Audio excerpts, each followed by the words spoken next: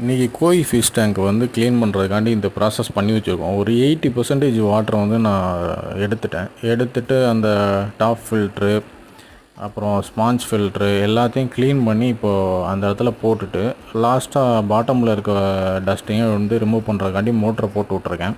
இது submersible pump ஒரு 250 rupees வரும். மேலே வந்து டாப் ஃபில்ட்ரு நான் யூஸ் பண்ணது வந்து ரிப்பேர் ஆன மோட்ரு ரிப்பேர் ஆச்சு. ஸோ இது டாப் ஃபில்ட்ரு போட்டிருக்கேன். இப்போ அந்த சப்மர்சிபிள் பம்பை போட்டு ஸோ இது 15 days ஒன்ஸ் வந்து க்ளீன் பண்ணால் போதும். ஏன்னா கோயினால் வந்து டஸ்ட்டு அதிகமாக இருக்கும். இது 1 feet மேலேயே இருக்க கோழி.